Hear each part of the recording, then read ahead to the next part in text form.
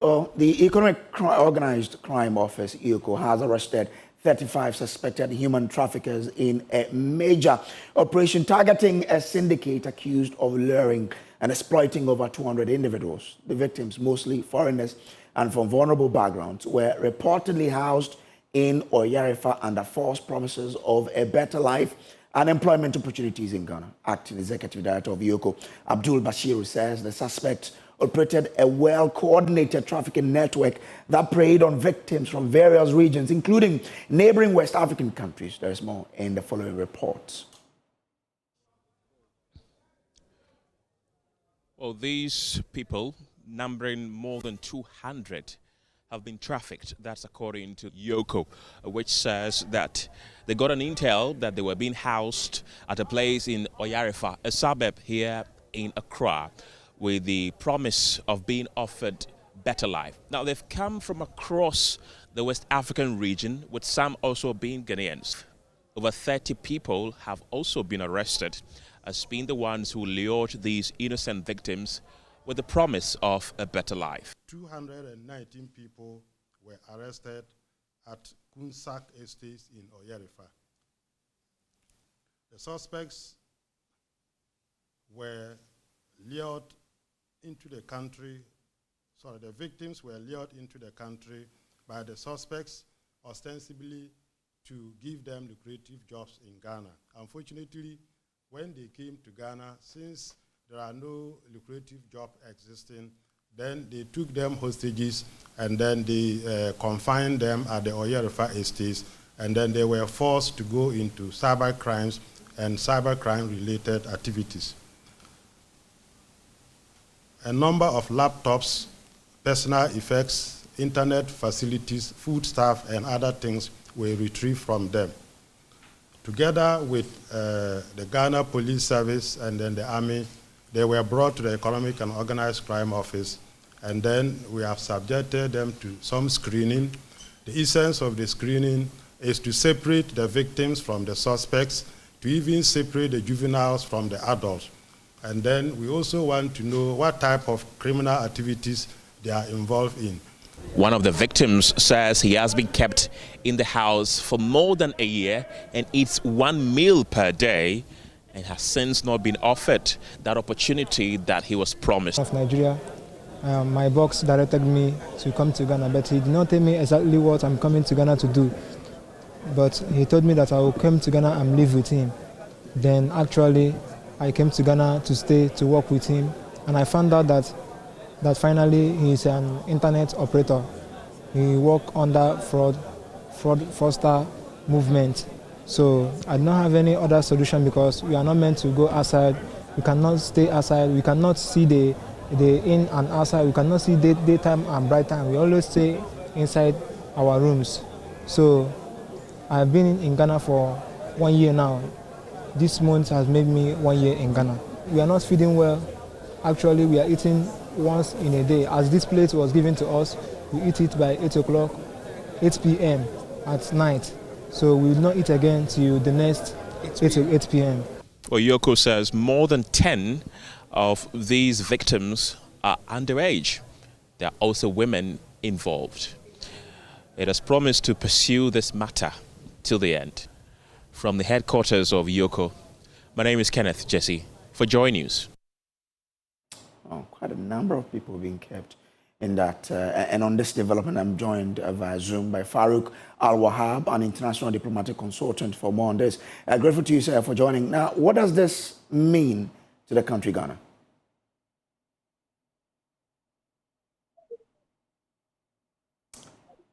Wahab, if you can hear me, I want to pick your thought on what this exactly means to the country Ghana.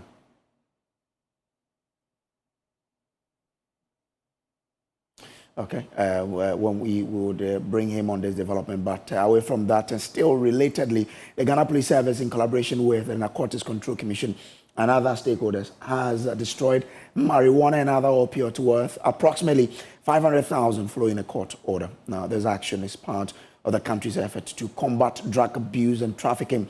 Earlier this month, a total of 230 cartons of opioids were also destroyed after it was intercepted at the Tema port. in the northern region. Marina reports that the NACOG has vowed to end the illicit trade industry. Stakeholders in the northern region over the years have raised concerns over increased drug use among the youth. There have been various operations in recent times to confiscate these drugs. The police has also successfully prosecuted some individuals in the region. It's on the back of this the Narcotics Control Commission and its ally disposed the drugs at the Balahi landfill site. Speaking to the media after the destruction, Principal Regulatory Officer at the FDA, Meshach Gandal, said the drugs seized were above the required 100 milligrams. Tramadol products are supposed to be registered, they are pharmaceutical products, they're supposed to be registered before we issue market authorization. There are grams that are acceptable that you can register, and in Ghana the acceptable limits are 100 mg milligrams. And as you can see, observe, we have some as high as 225, 250 and the likes, and these are all unregistered products. Yes, most often or not, these are products that were seized from retailers, not wholesalers. He also talks about the effect of taking opium beyond the required dose. We can always speak to addiction, and then of course, if you take beyond the recommended dosage, the effects are enormous, and it can result in seizures, drowsiness. There are lots, and of course it depends on the consumer or the user.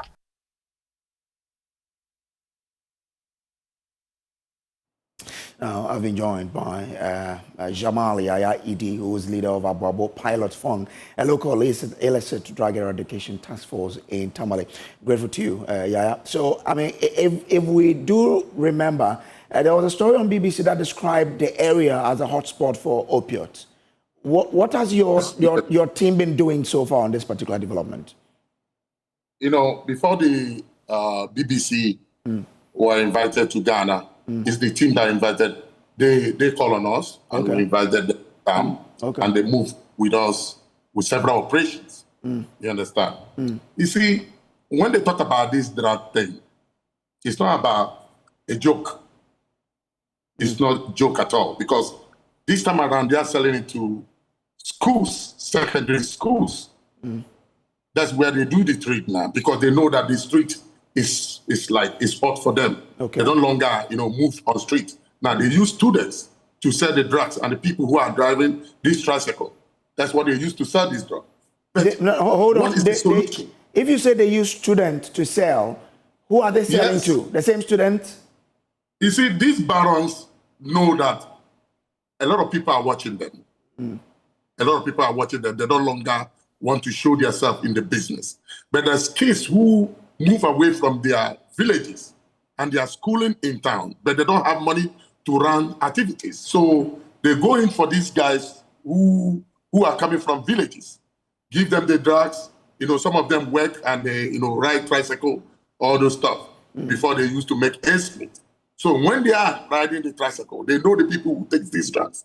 They reach out to them, sell to them, you understand? But some of the people to, load it, they're like, when they're huge quantity, they send it to these people who are doing the mining, all those stuff. This is how they, do the drug trade. But what we need something in northern region, by law.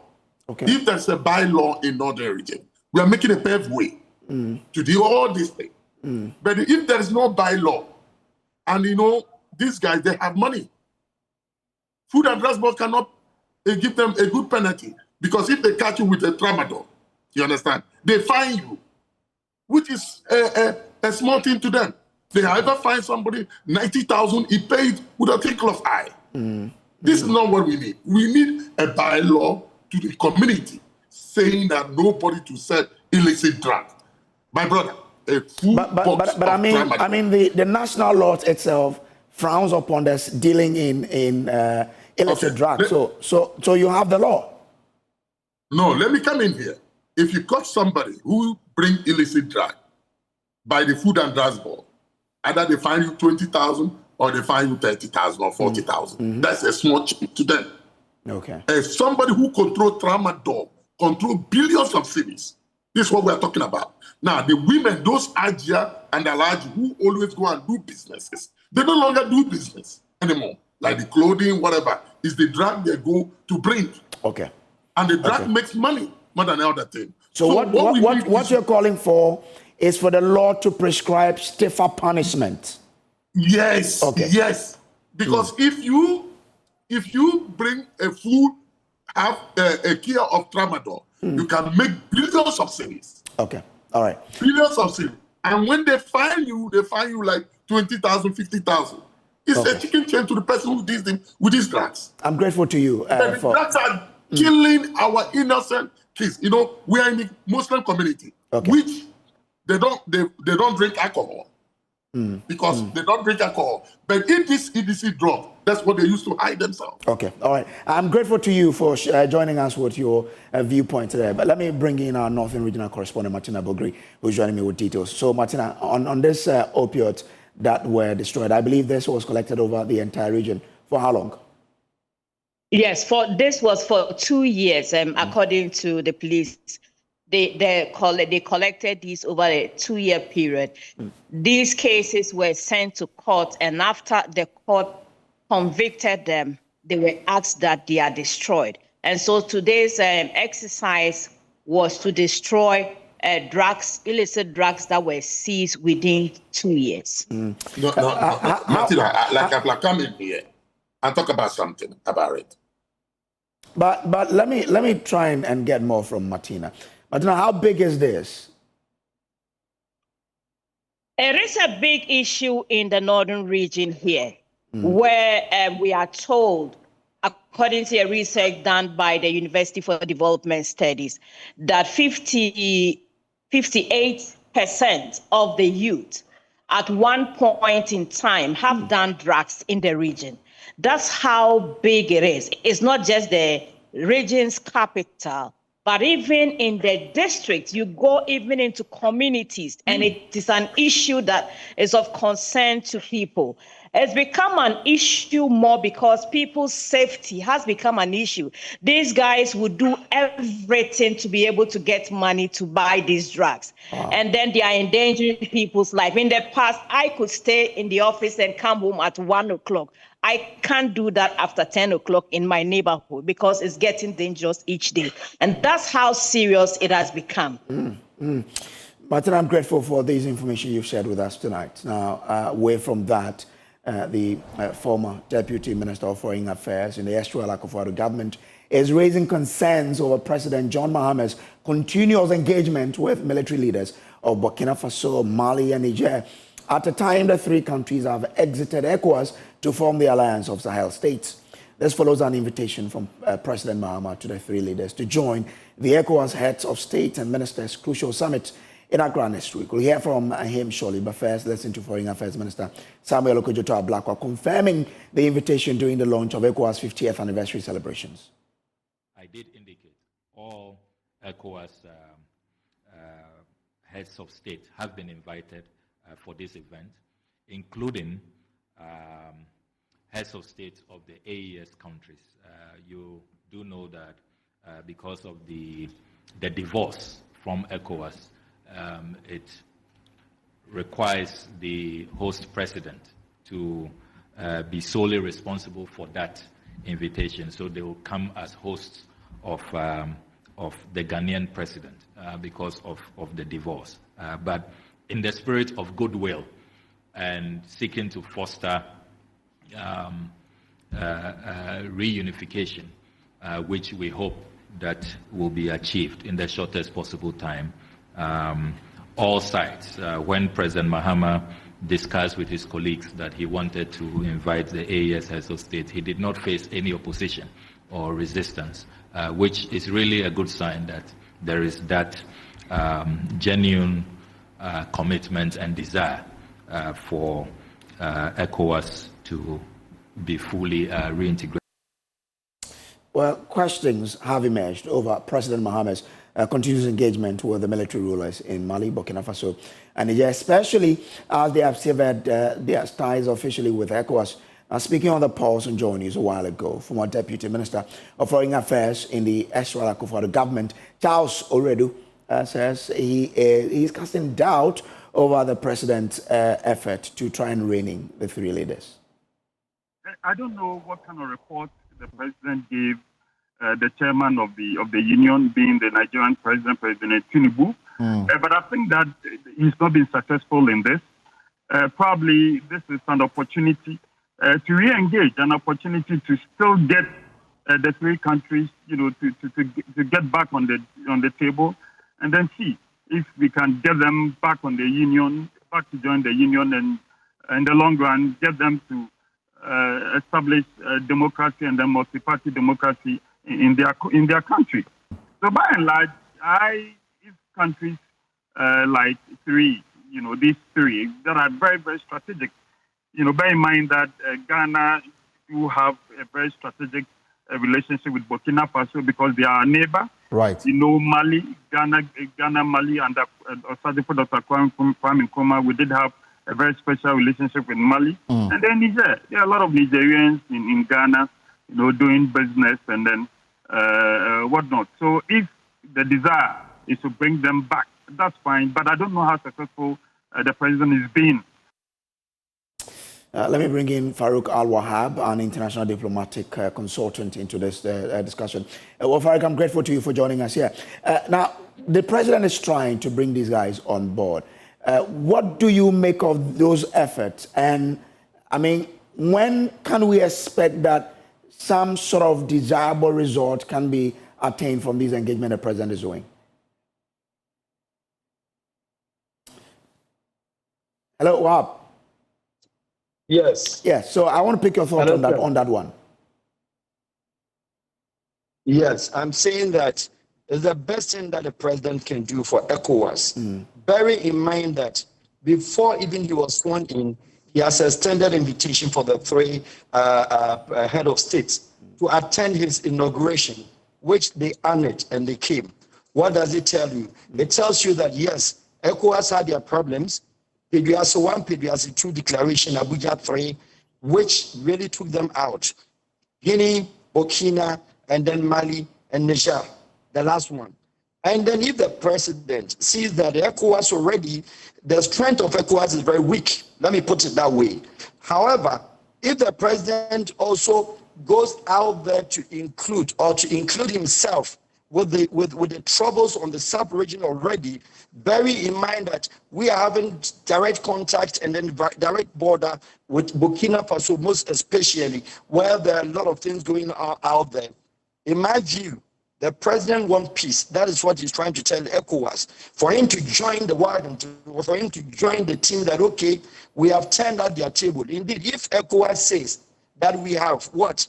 We've taken out a member country. What do they do? How effective? How does it affect those countries? Only the table and chairs that they turn it around. So if this is a president who wants all inclusive, the 15 member countries to stay intact, do things, and then also the protocols that we do have, the protocols, the bilateral, the diplomatic agreements, etc.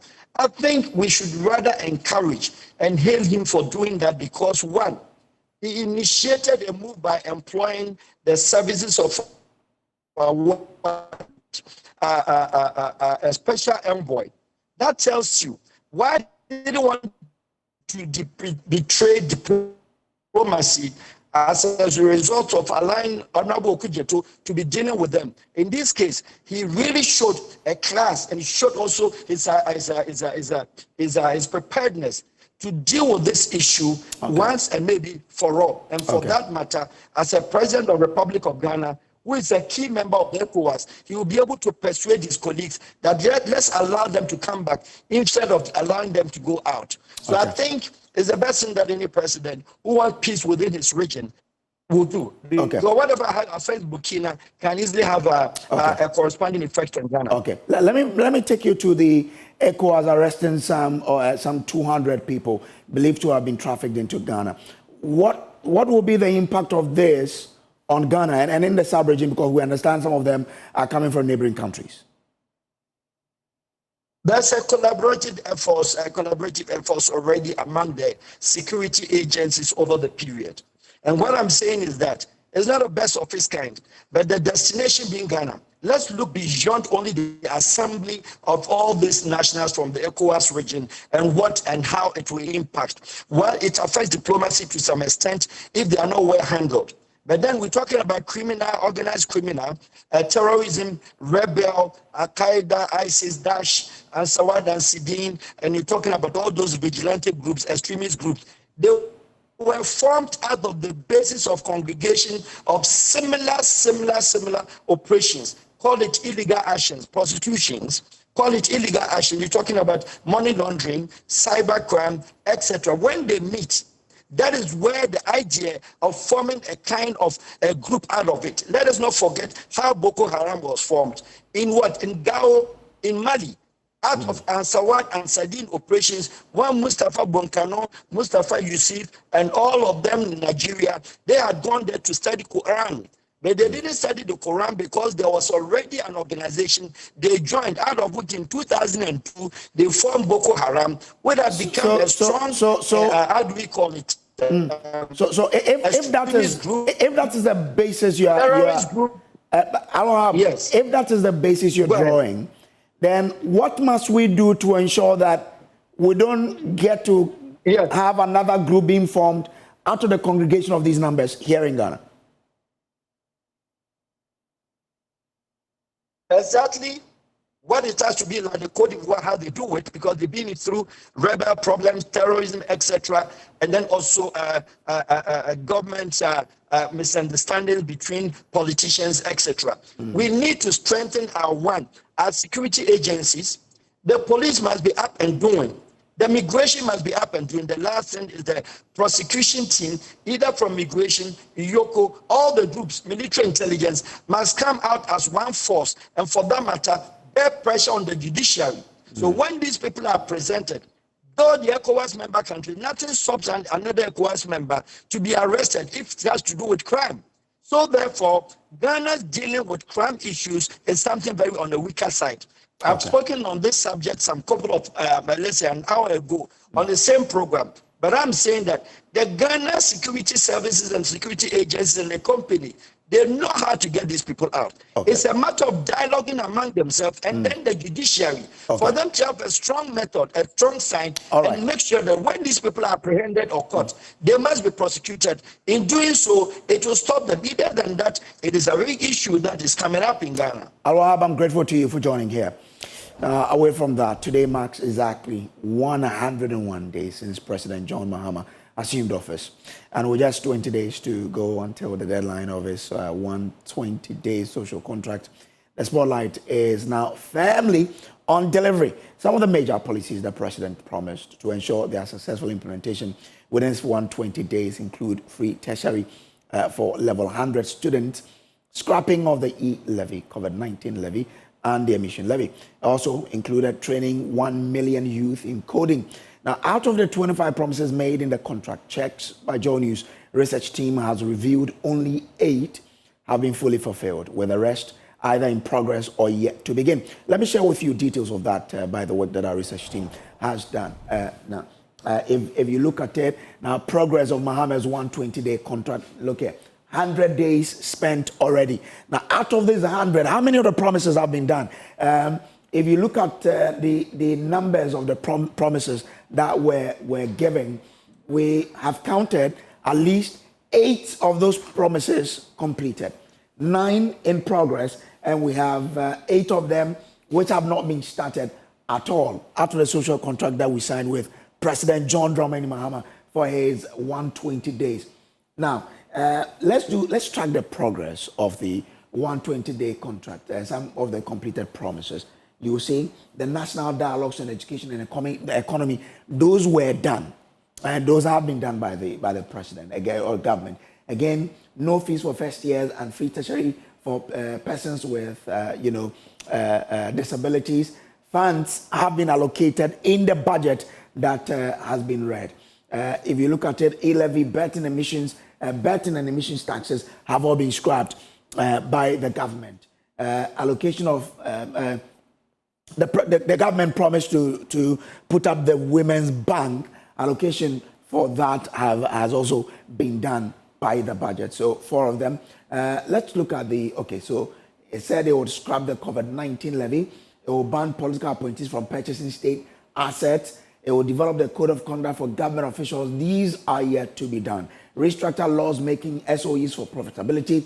Streamline government scholarship administration. We're here to see all of this and what will be done. So if you quantify all of these together, you get to realize that 68% of the promises are yet to be fulfilled, whilst 20 days are left for the president to fulfill the 68% of the promises, that he made to us. Now, the Director of Communications for the MPP, Richard Enyaba, has been speaking on this particular matter, and he's been criticizing former President Mahama's administration for failing to fulfill its promises under the 120-day social contract. Listen. That is done are not consequential, right? The things that are consequential in relation to the promises they made. One of the key promises on the campaign was that they're coming to restore and improve cost of living for Ghanaians, right? So if you look at this thing that we're looking at here, the number 5 that you're reading, which talks about scrapping some taxes, that number 5 is not a contentious matter because today, if the MPP had won the election and Bawumia is the president, by now, as we speak, e-levy, COVID-19 levy, which is still on the books, betting tax, emission tax, which was not implemented, will not be there. So that's a non-starter because both sides were going to do that anyway. But the things that he said he would do, the biggest one is 24-hour economy. Right. They won the election. I can argue to you, they won the election on balance based on the promise that they were going to do some 24-hour economy. They were chanting all around 1-3-3-3. Given that 1 job, 3 people, 3 shifts they were going to do. Where is that? We don't have that. It's nowhere.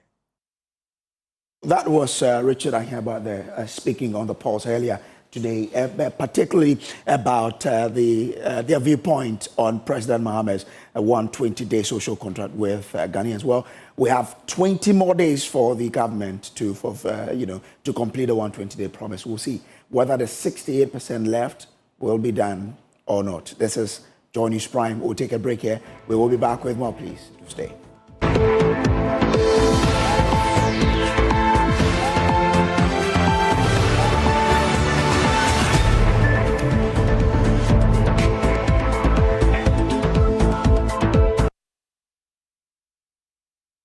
Welcome back from the break. Now, health experts, researchers, and clean air advocates are demanding urgent action to end what they call a silent public health crisis. At a maiden public lecture organized by the Ghana Thoracic Society on, quote, air pollution, the neglected killer, unquote, they called for a national clean air policy and strict enforcement of environmental laws, including the phasing out of high polluting vehicles. Michael Ashley has more in this report. Air pollution, the silent killer, is taking a deadly toll on Ghana. Researchers say it claims more than 28,000 lives annually. That's 1 person every 19 minutes. And the numbers are climbing. Children are among the hardest hit. A recent study by pediatric pulmonologist Dr. Sandokwatin Owusu found that exposure to harmful pollutants peaks during school commutes. And we realized that for most of the children, during the time they are on their way to school, so during commuting to school, they had higher levels of exposure. And then for another group, the children on the school compound, so there was one particular school where the children had a lot of exposures during the day.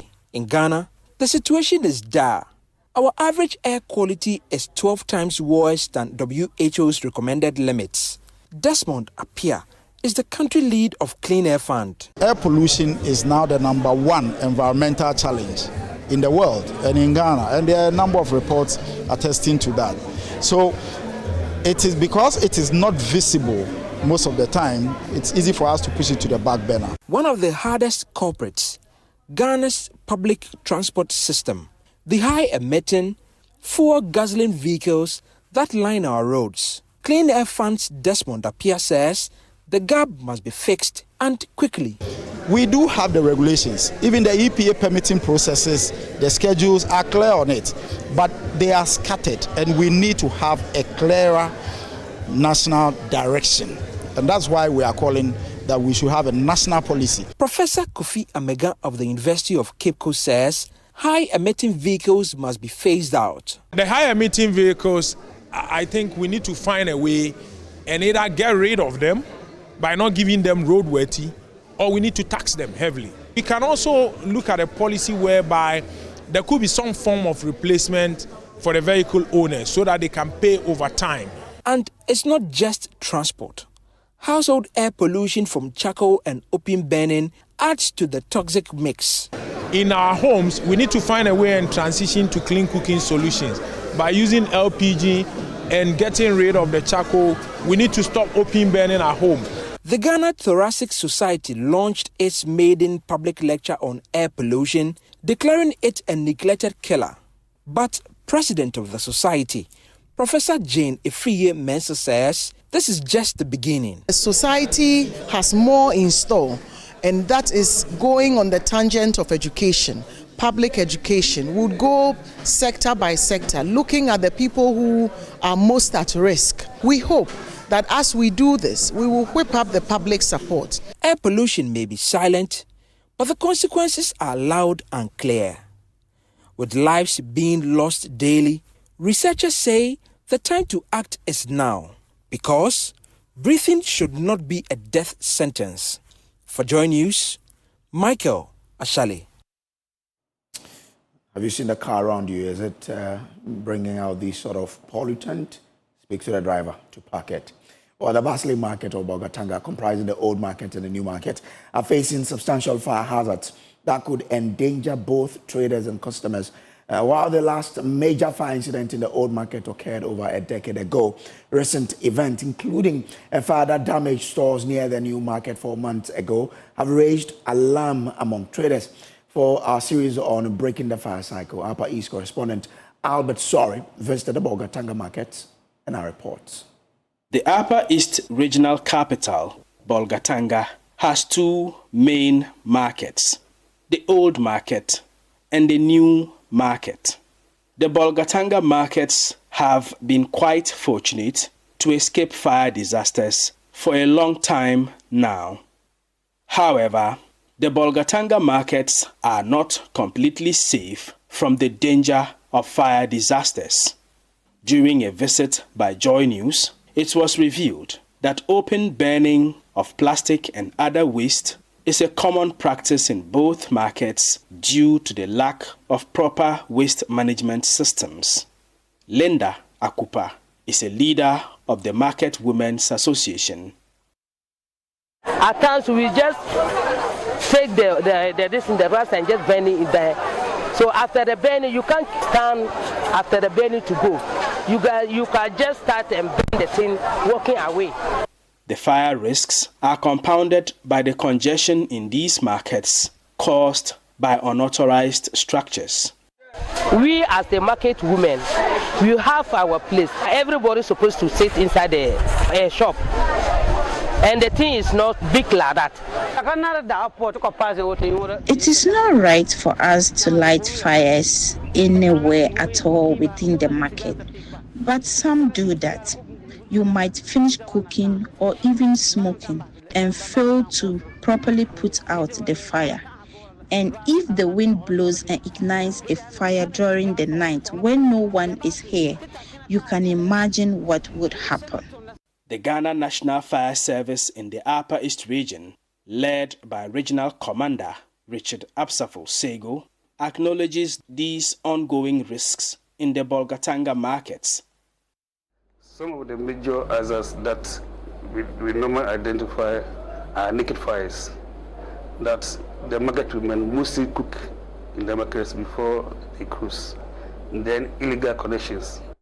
The commander said there were teams present within both markets to educate traders on fire safety and serve as first responders.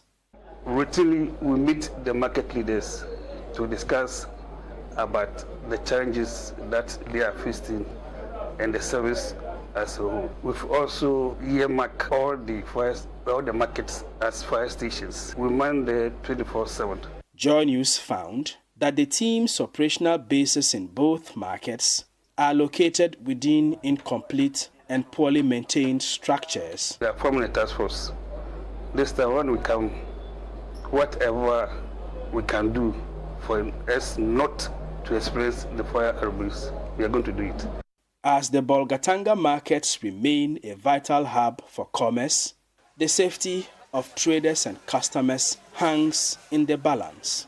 The call for a comprehensive waste management system and stricter enforcement of market regulations is urgent to prevent potential fire outbreaks in these busy markets. Reporting for Joy News, Albert Sori, Bolgatanga. As Ghanaians gear up for Good Friday with faith-filled moment and fun-packed events, your superstation Joy 99.7 FM is excited to bring you joy at the Marina Mall from April 18th to 20th. Now, Adobe Asari has been there and has come through this report. Families heading to Marina Mall Bachona off Spintex Road can expect something spectacular. Aside from huge discounts on items, organizers promise lots of fun for families. Joanna Ajayi is property manager of Marina Mall. This Easter, we're bringing you nothing but the best and exciting lineup of activities at the Marina Mall Bachona Spintex.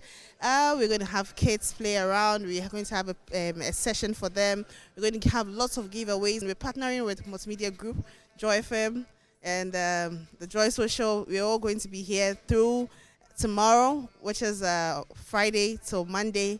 We're going to be here and it's all going to be exciting. We want everyone to come around. We are just at Bachona Spintex. Vendors and shop owners are ready to accommodate potential clients with exclusive packages slashed down to as low as 50% on products. I'm the CEO of Celebrity Style. We have everything that a woman needs to be confident going about their daily duty. It's your one-stop shop for clothes for women. I would like to invite everybody to come see that place. This PMMC Spintex shop inside the Marina Mall at Bachona. We are into 18-karat gold jewelries. We sell necklaces, chains, rings, earrings, fancy rings, and anything you can think of, anything jewelry. Some of your favorite Joy 99.7 FM shows, including Cosmopolitan Mix with Doreen Andor and Drive Time with Lexus Bill, will broadcast live from Marina Mall. The mall is ready to accommodate every family with assured security. Don't miss out on the fun and discounts. In a move to improve access to healthcare for children and support Ghana's goal of achieving universal health coverage by 2030, the SM Cares Foundation is spearheading a health-focused initiative by registering children between the ages of 3 months and 17 years onto the National Health Insurance Scheme, ensuring they are not left behind when it comes to accessing quality and affordable healthcare. Jennifer August has more in the following report. As part of its mission to uplift underprivileged children through healthcare, the SM Cares Foundation has taken the bold step of enrolling hundreds of children onto the National Health Insurance Scheme. Speaking during the exercise, the CEO of the foundation, Sarah Mensah, emphasized the importance of healthcare in a child's development. She noted that beyond the NHIS registration, her foundation is also enrolling 10 children into educational and vocational skills programs to provide holistic support. Today happens to be my birthday, 17th April, so I decided to mark the day by registering kids between the ages of 3 months to 17 years on NHIS. There's also going to be food donations to street kids, and the location is 37 Military Hospital. I want to enroll 10 kids this year in school and also vocational skills. So I need 10 for both. So let's say 5 in school and then 5 in vocational skills. The Director for Membership and Regional Operations at the National Health Insurance Authority, Francis Oti-Frempong, explains that access to health insurance has reduced mortality rates in the country. However, in rural communities, some families are unable to register their children for the scheme due to the cost. adding that such initiatives must be commended. At least this has come to address the issue of infant mortality, which the records shows that the health insurance is helping us reduce the mortality rate. For beneficiaries like Nancy, the registration brings relief. With her new NHIS card, she says she can now access healthcare services without worrying about cost. It will help me many things, because if I go to the hospital, you won't pay, because they'll tell you, okay, bring your card and then the rest, because it will help you, because you won't pay, the money will be less. The SM Cares Foundation's commitment to children's healthcare is a strong reminder that access to health services is a right, not a privilege. Jennifer August reports, read to you.